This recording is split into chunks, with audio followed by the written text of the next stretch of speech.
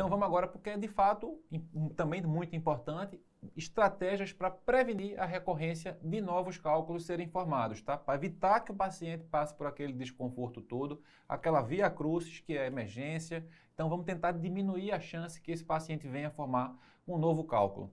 Bem, a gente tem dois tipos de medidas para prevenir novos cálculos. A gente tem medidas não farmacológicas e medidas farmacológicas. E vamos passar um pouquinho sobre elas, falar um pouquinho sobre elas, o que é mito, o que é verdade, especialmente em relação à não farmacológica, ingestão de líquido, alguns hábitos alimentares. Ingerir sódio aumenta a chance de ter litíase e recorrência. O aporte proteico é importante. O aporte de cálcio que o paciente faz aumenta a chance de ter cálculo renal. E também falar que é importante revisar medicamentos. E falar um pouquinho sobre as principais medidas farmacológicas, tá? Alcalinização de urina, redução de calciúria, reduzir o nível do ácido úrico e a uricosúria e outras medidas específicas a depender do tipo de cálculo. Bem, começar com um mito ou verdade que é clássico, que é a quantidade de líquido. Isso de fato reduz a chance de recorrência? Bem, reduz mesmo, tá, pessoal? Então isso a gente tem que recomendar ao paciente que faça uma ingestão de líquido aumentada. Isso aí, o racional é claro, você solubiliza mais a urina, você diminui a concentração das substâncias litogênicas na urina. E o que é recomendado? É uma ingestão aí de 2,5 litros a 3 litros em 24 horas, com uma meta de diurese de 2 a 2,5 litros em 24 horas. Aqui a gente tem um trabalho clássico também, de 96, em que foram randomizados 2 grupos de pacientes formadores de cálculo para um segmento aí de até 5 anos, tá? Um grupo que houve uma recomendação de produzir 2 litros de urina por dia, e olha como foi a chance de recorrência desse grupo, 12%. Enquanto que o segundo grupo não tinha essa recomendação, tinha um volume urinário inferior e a chance de recorrência foi de 27%. Então, aqui a gente aprova, tomar líquido é verdade, tá? Outro ponto interessante, sobrecarga de proteína. Nos dias de hoje a gente tem visto muita gente fazendo dieta hiperproteica por vários cenários, controle de peso, ganho de massa muscular, e habitualmente não há grandes contraindicações para que você o faça de uma maneira supervisionada. Mas pacientes que sejam formadores de cálculos, eles podem ter uma maior chance de recorrência caso eles façam dietas hiperproteicas. Tá?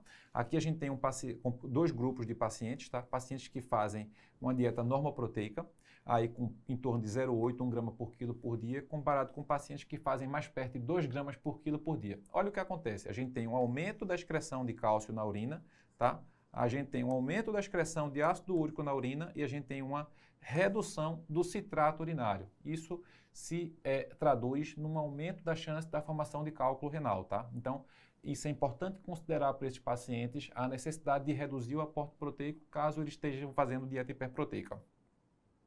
Outra coisa que é clássica também, que é interessante, que a gente deve recomendar para o paciente, é aumentar a ingestão de fruta e vegetal para melhorar o perfil metabólico, tá? Então, o que é que acontece quando o paciente ele faz uma ingestão de fruta e vegetal? Ele tem um nível maior de citrato na urina e ele tem um nível menor de cálcio na urina, tá? Como a gente observa aqui essa tendência de que pacientes que façam dietas mais ricas em frutas e vegetais, comparado àqueles que não façam, a gente tende a ter uma redução do citrato urinário e um aumento do nível do cálcio urinário.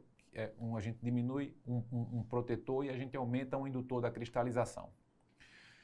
E o sal que a gente também sai na orientação como sendo uma coisa importante, a redução do sal, e o sal de fato é um vilão, tá? Pacientes que fazem, esse aqui é um trabalho também interessante, clássico, pacientes que fazem uma excreção de sódio urinária mais alta, tá? Eles vão ter o quê? Um aumento da excreção de cálcio urinário. Aqui o vetor, a gente observa isso de uma maneira muito clara. Então, ingerir mais sal, você aumenta a calciúria. Então, dica prática, dica de ouro, tá? Acompanhar o sódio na urina de 24 horas ajuda. Então, você encontra aquele resultado daquela calciúria. Então, vamos lá. Por exemplo, deu 170 milimol de sódio na urina de 24 horas. Eu divido esse resultado por 17, eu tenho uma estimativa em gramas de cloreto de sódio de quanto foi a ingestão de sódio naquele momento daquela coleta, tá? E aí eu consigo orientar melhor o paciente. A tua meta de sódio é 4 a 5 gramas de cloreto de sódio, mas objetivamente eu dosei na tua urina de 24 horas e veio aqui o equivalente a uma ingestão de 10 gramas em 24 horas. Então, o sal é vilão, sal aumenta a calciúria e você tem como avaliar isso com o exame de urina de 24 horas, dosando o sódio urinário e dividindo por 17. Vamos em frente. Oxalato. Oxalato também é importante que só. A maior parte dos cálculos são de oxalato de cálcio. Nem sempre os pacientes vão ter hiperoxalúria, tá? Mas alguns desses pacientes vão ter e é interessante que a gente conheça bem os alimentos que têm maior teor de oxalato para poder orientar o paciente na prática, né? Então, alguns vegetais verdes, aí a gente cita espinafre, também outros vegetais como beterraba, cacau, chocolate, castanha, são alimentos que são muito ricos em oxalato, tá? Carne processada, e aí a gente tem que orientar o paciente a evitar a ingestão desses alimentos para melhorar o ambiente metabólico dessa urina. E o cálcio? O cálcio é outro mito também que pacientes com cálculo de cálcio devem restringir cálcio da dieta. E é um mito que pode inclusive aumentar a chance de se fazer cálculos, porque o paciente que ingere pouco cálcio, ele vai ter uma maior absorção intestinal de oxalato. Quando você ingere cálcio com oxalato, esse cálcio e oxalato se juntam no intestino e acabam por sair nas fezes. Mas caso você faça uma ingestão de oxalato naqueles vegetais que a gente viu lá, por exemplo, sem uma ingestão de cálcio concomitante, você vai ter uma maior eliminação de oxalato na urina e você vai aumentar o produto oxalato-cálcio na urina e aumentar a chance de formação de cálculo, beleza? Recomendação habitual, aí 1 grama a 1,2 gramas por dia, e as fontes de cálcio habituais, leite, queijo, não devem ser retiradas da fonte de alimentação do paciente com litíase. Lembrar disso, tá? Cálcio é quelante de oxalato, importante. Restringindo o cálcio, o que é que acontece? Outro trabalhozinho clássico, mas só para mostrar que a chance de recorrência acumulativa de pessoas que fazem uma dieta pobre em cálcio, ela é maior do que pacientes que fazem dietas níveis normais de cálcio, tá? Então, no decorrer do tempo, a chance de recorrência de quem faz dietas restritivas em cálcio aumenta. Então, não restrinja o cálcio da dieta do seu paciente. Revisa medicamentos que causem cálculos também para diminuir a recorrência, tá? Aqui eu vou citar alguns que são importantes tanto para a prática quanto para eventualmente uma prova que você for fazer. Inibidor de anidrase carbônica, cito aí a cetazolamida e também o topiramato, tá? A cetazolamida que é muito usada para tratamento de glaucoma, manejo de hipertensão intracraniana, topiramato, que é usado muito como um anticonvulsivante e na prática muito para manejo de enxaqueca, controle de peso, também são substâncias que aumentam a formação de cálculo. Corticoide e o diurético de Álceres podem aumentar a chance de cálculo por aumentar a excreção de cálcio na urina de 24 horas. Tem outros medicamentos que formam cristais na urina, e aí a gente cita alguns que também são muito importantes. Na prática, a gente vê muito com antiviral, tá? Especialmente aí o aciclovir, alguns antivirais que são utilizados também para tratamento de retrovírus, HIV. Outras drogas que são menos comuns, mas aqui citar também as sulfas como sendo uma substância, um grupo de substâncias que aumenta a chance de formação de cálculo. Boa, e agora a gente vai ver quais são as opções de tratamento medicamentoso para reduzir a chance da recorrência da litíase. A gente vai ter tratamento medicamentoso voltado para esses pontos aqui, tá? Para alcalinizar a urina, para repor citrato na urina quando ele está baixo, para manejo de hipercalciúria, para manejo de hiperuricosúria e também de hiperoxalúria. Para alcalinizar a urina, a gente poderia usar sais à base de citrato ou de bicarbonato. O citrato poderia ser tanto de potássio quanto de sódio, ou bicarbonato de sódio. Desvantagem do citrato de sódio e do bicarbonato de sódio é porque o sódio acaba por aumentar a calciúria e isso tem efeitos adversos, como a gente viu agora há pouco. Reposição de citrato, aí não tem o que fazer, paciente com hipocitratura no exame de urina, eu vou repor o citrato, tá? Nos meios de citrato de potássio ou de sódio. Hipercalciúria, diurético tiazídico é show, vamos falar daqui a pouquinho sobre eles. Alopurinol para pacientes com hiperuricosúria em contexto apropriado. Beleza? E para quem tem hiperoxalúria, carbonato de cálcio e piridoxina. Falar um pouquinho sobre algumas coisas que são importantes. Citrato de potássio, aí o litocite, que eu fiz questão de colocar essa caixinha para a gente ver, que realmente é muito comum o paciente sair da consulta de litíase com a prescrição do litocite, mas ele tem indicações principais, tá? Eu preciso usá-lo quando precisa alcalinizar uma urina, por exemplo, um doente que está formando um cálculo de oxalato de cálcio com um pH urinário de 5, uma indicação boa. Ou quando eu encontro uma hipocitratura. Fiz lá meu estudo metabólico e deu 200 o resultado do citrato na urina. Vou repor citrato com o intuito de corrigir o pH urinário e corrigir a deficiência de citrato na urina, beleza? E aí a gente tem as doses. A dose habitual aí é de 20 a 80 mEq por dia, tá? A dose, no caso, comprimido tem 10 mEq, então são 2 a 8 comprimidos em 3 a 4 tomadas diárias. Já lhe adianto que é muito comum os pacientes farraparem aqui no uso do Litocit. Então, conversar direitinho, explicar, orientar a importância do uso do citrato. E vou trazer algumas dicas práticas.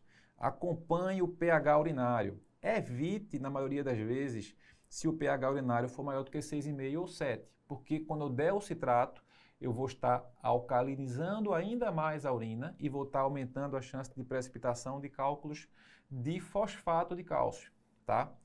Bem, se o paciente já tinha um cálculo de fosfato de cálcio e tinha hipocitratúria e você resolveu prescrever o citrato para corrigir esse distúrbio metabólico, tem que ser ainda mais cauteloso. Por quê? Porque isso é muito comum acontecer em pacientes, por exemplo, com acidose tubular renal tipo 1.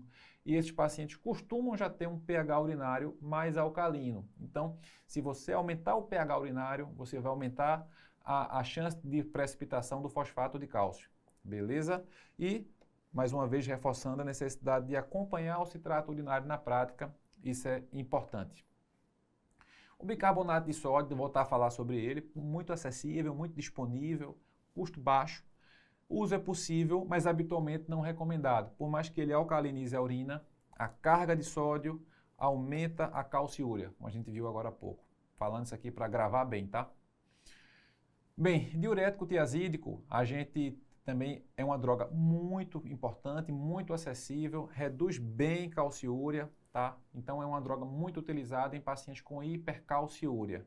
Como é que eu faço? Hidroclorotiazida, clortalidona ou indapamida. Só que a gente tem que ter, vou já passar aqui para a dica prática, antes de voltar, para atenção ao uso de doses corretas dos medicamentos, tá? Olha só a dose de hidrocloro que foi estudada para prevenção de litíase, 25 duas vezes por dia. Não é a dose de hipertensão de 25 uma vez por dia. A dose para reduzir calciúria é mais alta, só que essa dose tem mais efeito adverso, tá? Então a gente tem mais efeito adverso associado a hidrocloro com 25 duas vezes por dia.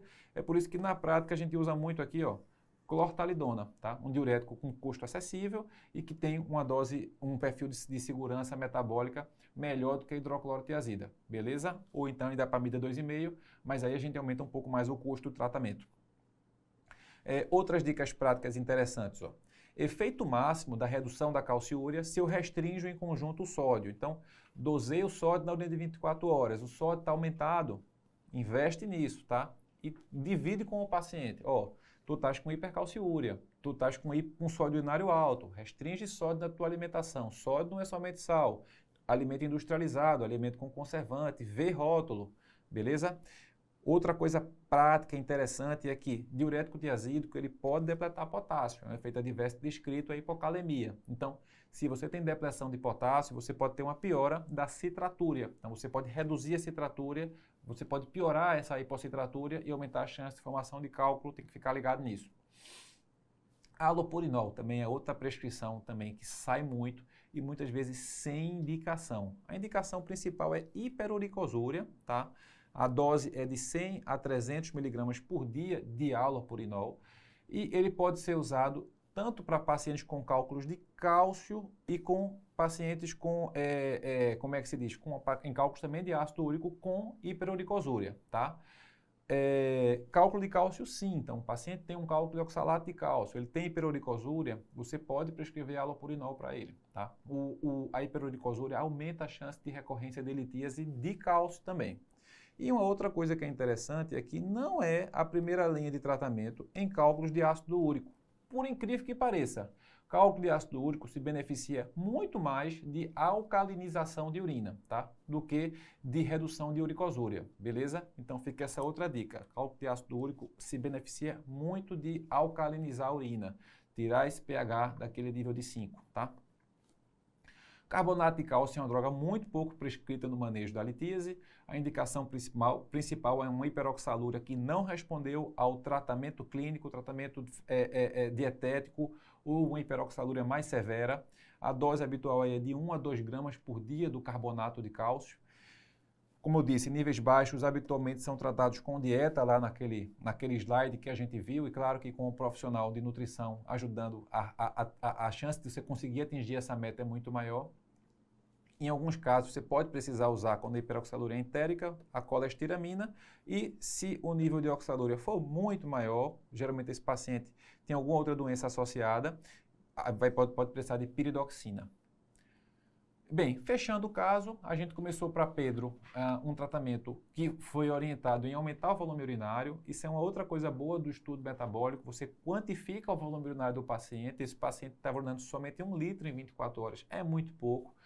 Tu tem que urinar aí 2 litros, 2 litros e meio em 24 horas. Então aumenta a tua ingestão para aumentar o volume urinário. Começamos com a ortalidona pela hipercalciúria e a restrição de sódio. Lembra que ele estava lá com os seus 180 mEq em 24 horas, aí quase mais de 10 gramas de ingestão de cloreto de sódio em 24 horas, tá? E a outra pergunta é, preciso repetir exames? Com quanto tempo eu vou repetir esses exames? É prudente, é uma boa prática repetir os exames. Você vê se sua intervenção deu certo, tá? Você vai recomendar que essa repetição desse exame seja aí 8 a 12 semanas após você ter feito as medidas, para você ver se houve uma mudança metabólica, que o paciente está respondendo ao teu tratamento. E atente para que você faça isso com mais frequência, pacientes que têm maior risco para evolução para doença renal crônica ou pacientes que tenham nefrocalcinose. E falar um pouquinho sobre a questão do prognóstico, quem são aqueles pacientes que têm mais chance de evoluir para doença renal crônica, tá? Então, isso é uma coisa importante também para você avaliar também o quanto perto você vai querer, o quão perto você vai querer manter esse paciente no seu acompanhamento.